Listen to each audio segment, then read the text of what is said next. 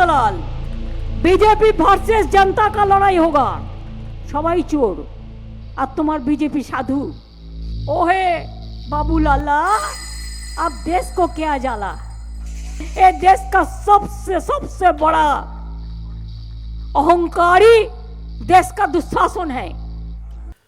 नमस्कार, आदाब, सत श्री अकाल, जय भीम, जोहार। मेरा नाम है नवीन कुमार। आखिर ममता बनर्जी किसको कह रही है दुर्योधन, किसको कह रही है दुशासन, किसको कह रही है अहंकारी और किसको गद्दी से हटाने का ऐलान कर रही है? देश का दुशासन है।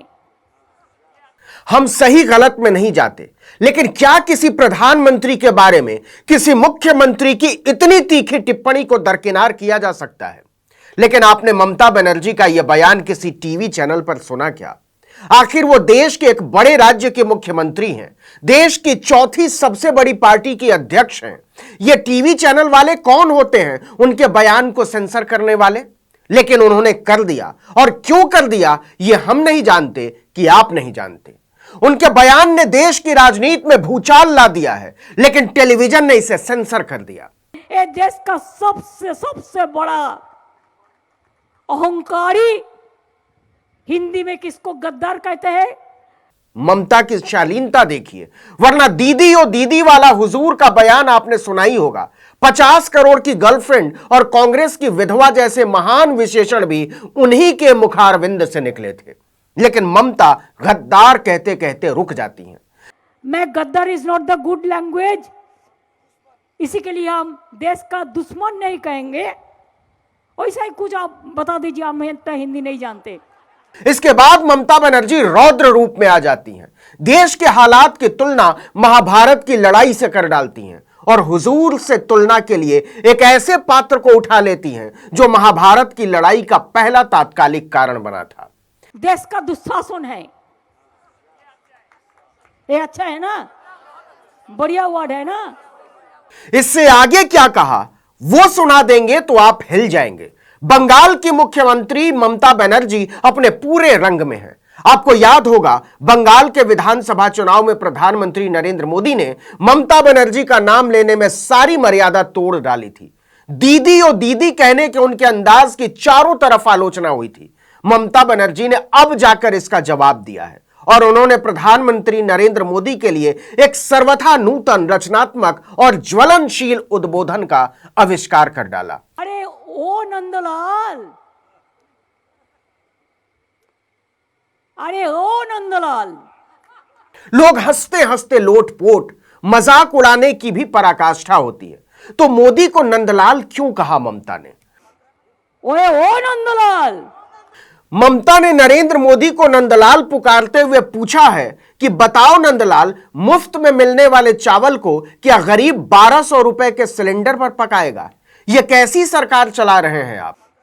ओए ओ नंदलाल, 1149 रुपया का गैस में बनते हैं, पक रहा है मुफ्त का चाल। दरअसल कोलकाता में रेड रोड पर अंबेडकर मूर्ति के पास केंद्र सरकार की बदले की राजनीति के खिलाफ तृणमूल कांग्रेस ने 2 दिनों का धरना रखा था। मुख्यमंत्री ममता बनर्जी खुद इसमें मौजूद रही दोनों दिन। इसी कार्यक्रम में उन्होंने केंद्र की मोदी सरकार को घेरना शुरू किया तो बीजेपी के माथे से पसीना आ गया। एकदम नंदलाल, घर का दुलाल, देश का दुलाल, महंगाई का दुलाल, LIC का दुलाल, एडी का दुलाल, सब लोगों को खत्म करने के लिए ओहे बाबू लाला अब देश को क्या जाला। ममता बनर्जी ने कहा कि नरेंद्र मोदी को भ्रम है वो पूरे देश के नेता हैं। सच यह है कि वो पूरे देश के नेता नहीं है। देश का एक बहुत बड़ा हिस्सा है जहां कोई उनका नामलेवा तक नहीं है। राजस्थाने कोথায় পাবে, উড়িষ্যায় কোথায় পাবে, বাংলায় কোথায় পাবে, পাঞ্জাবে কোথায় পাবে, কর্ণাটকে কোথায় পাবে, অন্ধ্রপ্রদেশে কোথায় পাবে, তামিলনাড়ুতে কোথায় পাবে, তেলেঙ্গানায় কোথায় পাবে, তামিলনাড়ুতে কোথায় পাবে, দিল্লিতে কোথায় পাবে, ঝাড়খণ্ডে কোথায় পাবে, बिहारे কোথায় পাবে? 2 दिनों का धरना था और दोनों दिन ममता बनर्जी ने कस के मोदी सरकार की बखिया उधेड़ी। उन्होंने कहा कि इस सरकार ने सारे विरोधियों को खत्म करने की कसम उठाई है। কে বাকি আছে? অখিলেশ থেকে শুরু করে, লালু যাদব থেকে শুরু করে, উদ্ধব থেকে শুরু করে, অরবিন্দ থেকে শুরু করে, জগন থেকে শুরু করে, স্ট্যালিন থেকে শুরু করে, কেসিআর থেকে শুরু করে। कोलकाता में ममता बनर्जी ने एक वॉशिंग मशीन को राजनीति के मंच पर रख दिया था, जिसमें इधर से डालो काला और उधर से निकलेगा सफेद, इधर से डालो कीचड़ और उधर से निकलेगा निर्मल, इधर से डालो अपराधी और उधर से निकलेगा साधु, काला डालो सफेद निकालो, सफेदी की चमकार, जय हो मोदी सरकार। সবাই চোর আর তোমার বিজেপি সাধু। ममता बनर्जी ने इसके बाद वो कह डाला जो उन्होंने इससे पहले कभी नहीं कहा था। उन्होंने सीधे कहा कि आपसी भेदभाव को भूलकर पूरे विपक्ष को मोदी सरकार को उखाड़ने की लड़ाई लड़नी होगी।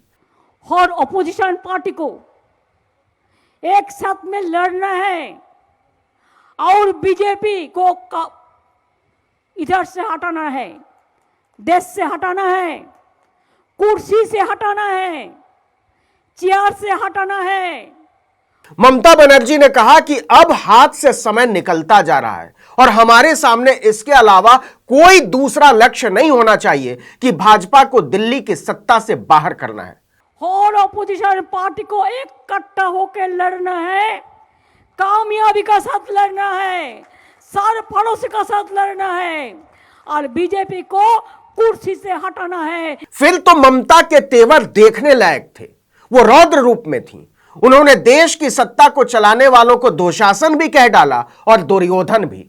देश का दुशासन को हटाइए और हिंदुस्तान को बचाइए, दुर्योधन को हटाइए और देश को बचाइए, भाजपा वॉशिंग मशीन को हटाइए और जनता को बचाइए और बीजेपी को हटाइए और लोकतंत्र को बचाइए और बीजेपी को हटाइए तो देश को बचाइए।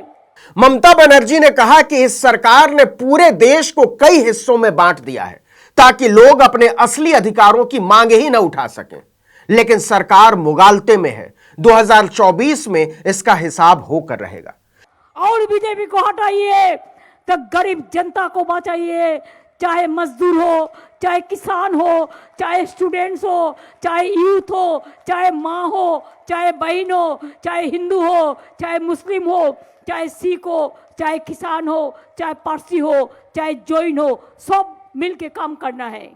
तो क्या ममता बनर्जी ने मोदी को हटाने के लिए प्रधानमंत्री बनने की महत्वाकांक्षाओं को किनारे रख दिया है? क्या वो मोदी को हटाने के लिए राहुल गांधी या कांग्रेस के नेतृत्व को स्वीकार करने को तैयार है? इसका भी जवाब उन्होंने वहीं दे डाला। और इसके कोई इंटरेस्ट नहीं है कौन नेता बनेगा, ऐसा नहीं है कौन पोती कौन बनेगा, इसका पाल्टा कौन नेता बनेगा, इसका लड़ाई नहीं है, ये लड़ाई है देश बचाने का। इसका मतलब यह है कि ममता बनर्जी ने 2024 लोकसभा चुनाव के लिए मैदान सेट कर दिया है। मोदी बनाम ऑल, और जब ममता ने ऑल कहा तो उन्होंने केवल विपक्ष को इसमें शामिल नहीं किया, पूरी जनता को शामिल कर लिया कि एक तरफ मोदी होंगे और दूसरी तरफ भारत की जनता। बीजेपी वर्सेस जनता का लड़ाई होगा। Everybody is the leader of this country, every citizen of this country is the leader. देश का जनता का साथ बीजेपी का लड़ाई होगा 1:1।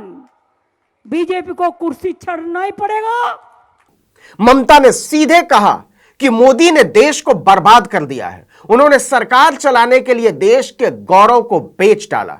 और देश को तो खत्म कर दिया भाई, LIC को बेच दिया, स्टेट बैंक को बेच दिया, PF को रुपया ले लिया। तो इसका मतलब यह हुआ कि 2024 की रणभेरी बज चुकी है, मोर्चे तय हो चुके हैं। लेकिन इस लड़ाई में जो एक लाइन की खबर है वो ये कि नरेंद्र मोदी के खिलाफ जब मोर्चे खुलेंगे तो उन्हें भी वैसे ही तीखे शब्दों का सामना करना होगा जिस पर वो अभी तक अपना एकाधिकार समझते रहे हैं। अरे ओ नंदलाल, बीजेपी वर्सेस जनता का लड़ाई होगा, सबाई चोर और तुम्हार बीजेपी साधु। ओहे बाबू लाला, अब देश को क्या जाला? ये देश का सबसे सबसे बड़ा अहंकारी देश का दुशासन है। इस वीडियो में इतना ही, लेकिन अगर आपने आर्टिकल 19 इंडिया को अब तक सब्सक्राइब नहीं किया तो फौरन कीजिए, बेल आइकॉन दबाइए, घंटी जैसी आकृति लाइक कीजिए और कमेंट करके बताइए हमारा वीडियो आपको कैसा लगा। यूट्यूब पर देख रहे हैं तो हमारे चैनल को सब्सक्राइब कर दीजिए, फेसबुक पर देख रहे हैं तो हमारे पेज को लाइक कीजिए, इंस्टाग्राम पर हमें फॉलो कीजिए और हमारा ट्विटर हैंडल है आर्टिकल 19_इंडिया और मेरा ट्विटर हैंडल है नवीन जर्नलिस्ट। आप जहां कहीं भी हमारे वीडियो को देख रहे हो, ट्विटर पर देख रहे हो, यूट्यूब पर देख रहे हो, फेसबुक पर देख रहे हो, लाइक जरूर किया कीजिए, 1 सेकंड लगता है। नमस्कार।